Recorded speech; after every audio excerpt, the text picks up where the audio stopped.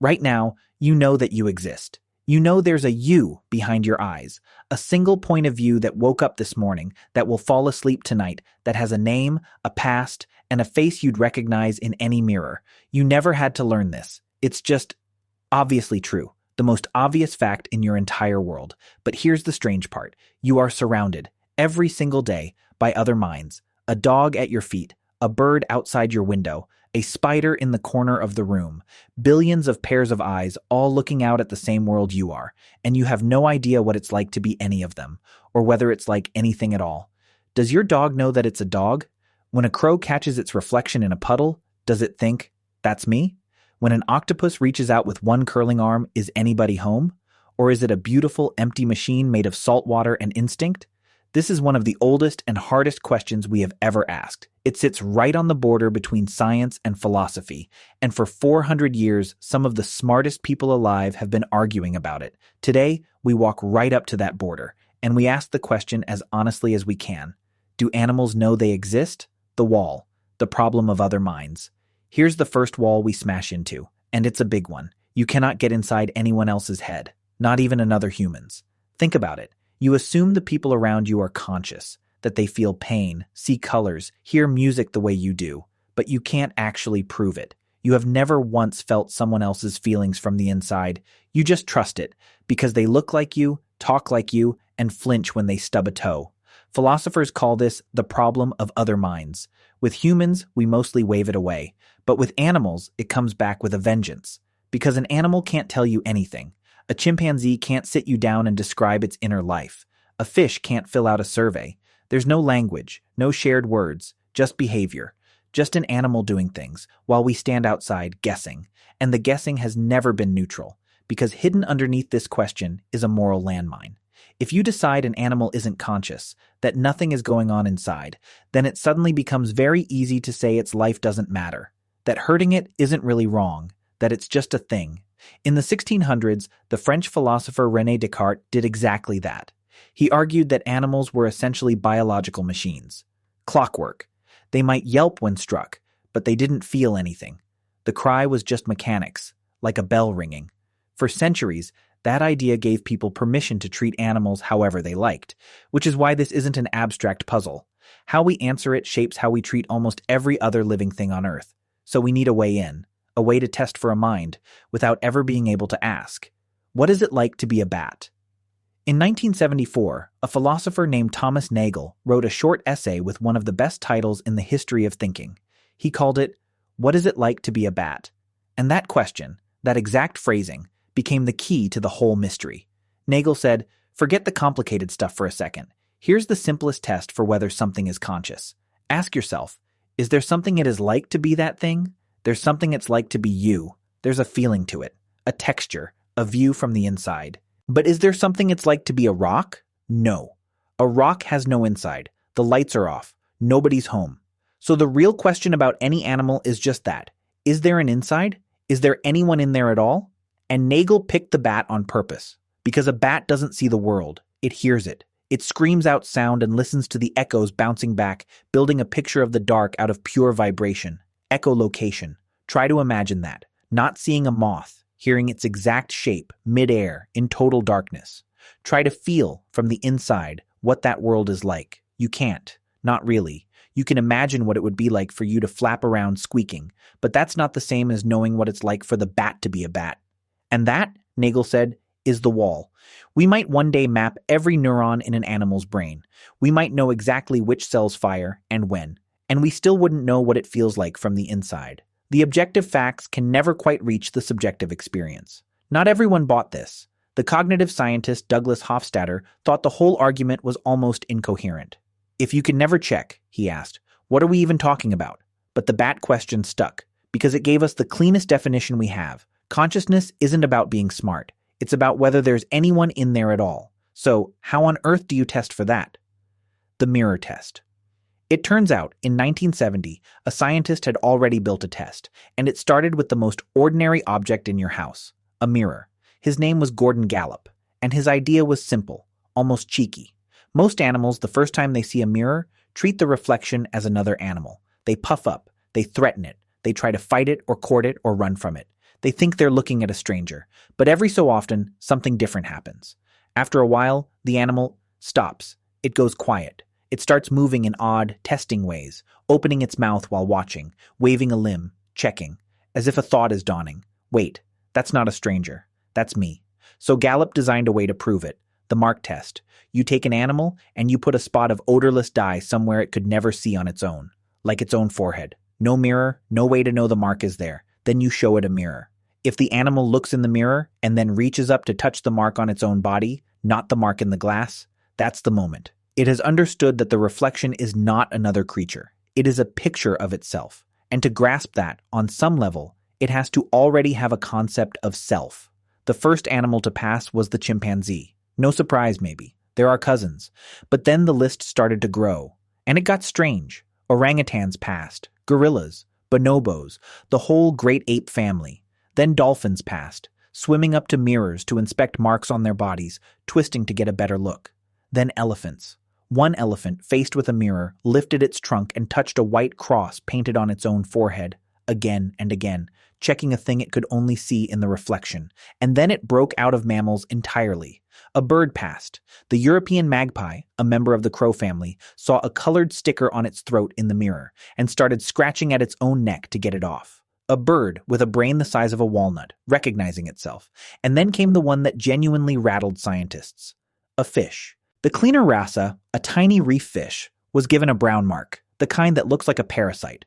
When it saw that mark in a mirror, it swam down and scraped its body against the sand, right where the mark was, trying to scrub it off. Then it went back to the mirror to check. A fish. Doing something we thought needed an ape's brain. The list now includes pigs, and even manta rays, which circled mirrors with a curiosity that looked an awful lot like what is that? Now, every one of these results is argued about, fiercely. Critics say maybe the fish was just reacting to an irritation. Maybe the manta ray was just curious. Science is still fighting over almost every name on this list. But step back and look at the shape of it. The animals that pass the mirror test are not all closely related. A pig, a magpie, a dolphin, and a reef fish do not share some recent ancestor with a secret mirror recognition gene, which means this ability, whatever it is, evolved over and over again, separately, in totally different branches of the tree of life. That's a huge clue. It suggests that whatever the mirror is detecting, nature keeps reinventing it. But the mirror test has a dark secret, and it's this. Failing it might mean nothing at all. When the mirror lies, here's the trap everyone falls into. It's tempting to read the list backwards, to say, these animals passed, so they're self-aware, and everything else isn't. But that's a mistake, a big one. Take the most obvious example, your dog. Dogs almost always fail the mirror test. They glance at their reflection, decide it's boring, and walk away. By the logic of the mirror, a dog has no sense of self. But wait, a dog doesn't live in a world of sight the way you do. A dog lives in a world of smell. Its nose is its main window onto reality. So one researcher, Alexandra Horowitz, asked a smarter question. What if we give the dog a mirror made of scent instead of light? She presented dogs with their own odor, and then with their own odor that had been secretly tampered with, changed, with something extra added, and the dog spent far longer sniffing the altered version. The "that's not quite how I smell" version. In other words, when you test the dog on its own terms, in its own sensory world, signs of self-recognition show up. The dog wasn't failing. We were testing it in a language it doesn't speak, and that flips the whole thing. The mirror test was never a test of self-awareness. It was a test of self-awareness through vision. For a creature that lives by its nose or its ears, holding up a mirror is like judging a fish by how well it climbs a tree. So passing tells us something real, but failing tells us almost nothing, which means we need more windows. Other ways to ask the question, is anyone in there, beyond the mirror? So scientists went looking for other clues. Not just, do you recognize your face, but deeper fingerprints of a self. And they found several. The first is memory, but a very specific kind. Episodic memory, the ability to remember a specific event. Not just food exists, but I buried that food in that spot at that time. Think about what that quietly requires. To remember an event that happened to you, you need a you that the event happened to, a self that travels through time, connecting yesterday's you to today's you. And we found it in, of all things, a bird. Scrub jays hide food, thousands of caches. And in clever experiments, they proved they remember what they hid, where they hid it, and crucially, When? They'll dig up worms before the worms spoil, but skip them afterward, going for nuts instead. They're not just remembering a place, they're remembering an episode of their own past. The second window is empathy, caring about what another creature feels, which secretly requires you to know that other minds exist and that yours is separate from them. In one famous experiment, a rat was placed next to a second rat trapped inside a tube. The free rat didn't have to do anything, there was no reward, but it learned to open the tube and free its trapped companion, over and over. And when given the choice between freeing its friend or eating chocolate first, many rats freed the friend first, then shared the chocolate. Elephants do something even more haunting. When an elephant dies, the others gather around the body. They touch it gently with their trunks. They fall silent. They return to the bones months later. We don't fully know what's happening in their heads, but it does not look like the behavior of a machine. And then there are the parrots.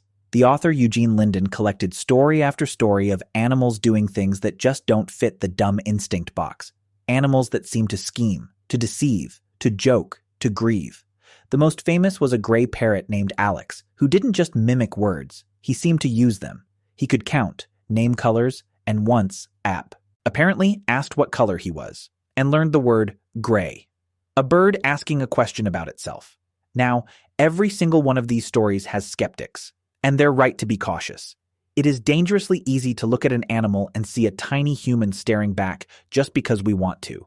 Scientists call that anthropomorphism, and it's a real trap. But notice the pattern: memory of your own past, caring about other minds, grieving the dead, asking about yourself. None of these is the mirror test, and yet all of them point in the same direction, toward an inner life, toward a self. The mirror was just one door. It turns out the house has a lot of doors. So here's the natural next question. Why? Why would evolution build a sense of self at all? What is it even for? Why social animals? And the answer scientists keep landing on is surprising. Self-awareness might not have evolved to help animals deal with the world. It might have evolved to help them deal with each other. It's called the social intelligence hypothesis. Here's the idea. Finding food is hard, but it's a simple kind of hard. A rock is a rock. A river is a river. They don't lie to you. They don't change their behavior based on what you're thinking. But other members of your own species, they are the hardest problem in all of nature. They cooperate, then they cheat. They form alliances, then break them. They remember who wronged them. To survive in a complex social group, you have to track friendships, hold grudges, predict what others will do, and figure out what they secretly want. And to do that, it helps enormously to have a model of a mind, starting with your own. To understand, I want this, I feel that. So you can imagine, maybe they want it too. So the hypothesis says, complex social life pushed certain animals to grow bigger brains and sharper minds, and those sharper minds let them build even more complex societies, which demanded even sharper minds. A loop. Brains and social worlds, pulling each other upward over millions of years. And when you look at the animals that pass the mirror test, the pattern jumps right out. Great apes, intensely social. Dolphins, social. Elephants, deeply, famously social. Magpies, social. The evidence backs it up. Among hyenas, the most social species has the biggest brain for its body size. Among whales and dolphins, bigger social pods go hand in hand with bigger brains.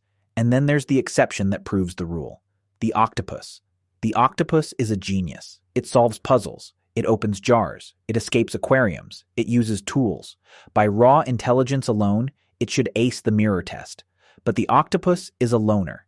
It lives, hunts, and dies mostly alone. It has almost no social life at all, and the octopus does not pass the mirror test, which hints at something profound. Maybe a sense of self isn't just a side effect of being smart. Maybe it's a tool for living with others. Maybe you exists, in part, because you needed to keep track of everyone else. What science actually says now. For most of history, science stayed silent on all of this. Consciousness was treated as a ghost, a thing for poets and priests, not laboratories. Ever since Descartes split the mind off from the physical world, the inner life of animals was considered simply unknowable, not really science's business. But in the last few decades, that wall has cracked. In 2012, a group of leading neuroscientists gathered at Cambridge and signed something remarkable, the Cambridge Declaration on Consciousness, and they did not hedge. They stated flatly that humans are not unique in having the machinery in the brain that generates consciousness. Mammals have it, birds have it, Even octopuses, they said, have it. Then, in 2024, it went further. More than 500 scientists and scholars signed the New York Declaration on Animal Consciousness. Its claim, there is now strong scientific support for consciousness in mammals and birds, and a real serious possibility of it in other vertebrates, and even in many invertebrates, in crabs, maybe even in insects. And they added a demand that when we make decisions affecting animals, we have to take this possibility seriously. In 400 years, we went from animals are unfeeling machines to 500 scientists signing their names to the opposite. But, and this matters, not everyone agrees. The philosopher Daniel Dennett warns that we're getting ahead of ourselves. He argues that consciousness might depend on a kind of mental organization that comes from culture and language, things animals lack. We assume a bat has a rich inner world, he says, but we rarely do the hard work of proving it. Maybe we're just projecting ourselves onto them. And honestly, he has a point, because for all our progress, the deepest part of this is still unsolved. The frontier and you. In 2004, 8 neuroscientists writing a textbook on the brain admitted something rare in science. They said, plainly, we have no idea how consciousness arises from the activity of the brain. We can't even define it properly yet. The most familiar thing in your entire life, the feeling of being you, is still, to science, a near-total mystery. So the frontier keeps moving. Right now, researchers want to test the loneliest, strangest minds, like the Komodo dragon, a giant lizard, highly intelligent, almost entirely solitary. If a creature like that ever recognized itself in a mirror, it would shake the whole social theory of the self to its foundations. But let's come back to where we started, to you, and the animal at your feet. We've walked the whole border now, and here is the honest truth. We still cannot prove what it's like to be a dog, or a crow, or a fish. We may never fully cross that wall Nagel built, but here's what we can say. The old story, that humans are the only lights on in a universe of machines, is almost certainly wrong. The evidence is pouring in from too many directions at once. The fish scrubbing a mark off its own face, the rat freeing its trapped friend, the elephant standing silent over a pile of bones, the parrot asking what color it is. Somewhere behind those eyes, in ways we are only beginning to understand, somebody might be home. So the next time an animal looks at you, really looks, sit with this thought. It might be wondering the exact same thing about you. Do animals know they exist? More and more, the answer looks like, maybe they always have. We were just the last ones to ask. So what do we even mean by self? So the scientists are coming around. The walls are cracking. The old idea that we're the only minds in the universe is quietly falling apart. But let's slow down for a second, because there's a question hiding under all of this that we've been skipping. When we say an animal is self-aware, what do we actually mean? Here's the thing nobody tells you. Self-awareness isn't one single thing. It's not a light switch that's either on or off. It's more like a ladder, with a lot of rungs. The bottom rung is the simplest. This body is mine. Knowing where you end and the world begins. Knowing that this paw, this fin, this hand belongs to you. Almost every animal has at least this much. The next rung up, I caused that. The feeling that when something happens, you made it happen. You pushed the rock. You made the sound. You're not just watching the world, you're acting on it. Then there's a rung built out of the senses. For you, it's sight, your face in the mirror. For a dog, it's smell. That scent is mine, and that one isn't. Same rung, different ladder, higher up. I remember when that happened to me. A self that stretches backward through time. The scrub jay returning to its buried food. The elephant returning to old bones. And then, near the very top, the rarest rung of all. I exist. I am someone. And one day, I won't be. That last rung might belong to us alone. Honestly, we don't know. But here's the beautiful part. An animal doesn't need the top rung to have climbed the ladder. A creature can know, this body is mine, and I made that happen, and this is my world, without ever forming the words, I exist. And maybe that's enough. Maybe that is a kind of knowing you exist, just without the language to say it out loud. They might know that you have a mind too, and some animals climb a rung we almost never give them credit for. They don't just have a sense of their own mind. They seem to understand that other creatures have one too. Take the scrub jay again. When a jay hides its food, and it notices another bird watching, it does something sneaky. It waits. And later, when the coast is clear, it comes back, digs the food up, and hides it somewhere new. Think about what that quietly requires. To re-hide your food because you were watched, you have to understand that the other bird saw you, that it remembers where. and that it might come back to steal from you. In other words, the J has to model what's going on inside another creature's head. That's not just I exist, that's you exist, and I know what you know. And a creature that can think about your mind is a creature that has clearly noticed it has one of its own. And it goes further down than anyone expected. Now you might be thinking, fine, dolphins, elephants, apes, big brains, smart, social animals. Of course they might have a flicker of self, but here's where it gets genuinely strange. Because one of the animals that may have passed this test is a fish, a tiny one, the cleaner rasa, a little reef fish barely longer than your finger, the kind that makes its living nibbling parasites off bigger fish. Scientists gave it a mark, a small brown spot on its body, the kind that looks like a parasite, a spot it could only ever see in a mirror. And when the wrasse saw that spot in the reflection, it swam down to the bottom of the tank, and it scraped that exact part of its body against the sand, right where the mark was, trying to scrub it off. Then it swam straight back up to the mirror, to check whether the mark was gone. A fish, with a brain smaller than a pea, doing something we were certain you needed an ape's mind to do. Now, scientists are still arguing about this one. Hard. Maybe the fish was just irritated by the mark. Maybe it wasn't real self-recognition at all. But maybe, just maybe, the spark of a self doesn't need a big fancy brain. Maybe it lights up far lower down the tree of life than we ever dared to imagine. And if a finger-length fish might have it, how many other quiet little minds have we walked straight past, completely certain that nobody was home? What it actually looks like. Let me show you what one of these moments actually looks like. Picture a dolphin in a tank. And one day, the scientists slide a mirror up against the glass. At first, the dolphin sees something strange. Another dolphin. A stranger, hanging there in the water, staring back. So it swims closer. To investigate. It drifts left. The stranger drifts left. It drifts right. The stranger drifts right. It opens its mouth. And the stranger opens its mouth. At the exact same instant. Now, this is the moment a simpler animal would attack, or flee. Chase the intruder out of its territory, but the dolphin does neither. Instead, it pauses, and then it starts to do something extraordinary. It twists its body sideways, slowly, watching the reflection the whole time. It curls to check its own belly. It tips a fin and watches the fin in the glass tip with it. It blows a ring of bubbles, then circles back to look at them. It's testing, experimenting, lining up its own movements with the movements in the mirror, over and over, like it's running some quiet little proof. And somewhere in that strange, patient dance, a realization seems to settle in. That's not a stranger. That's me.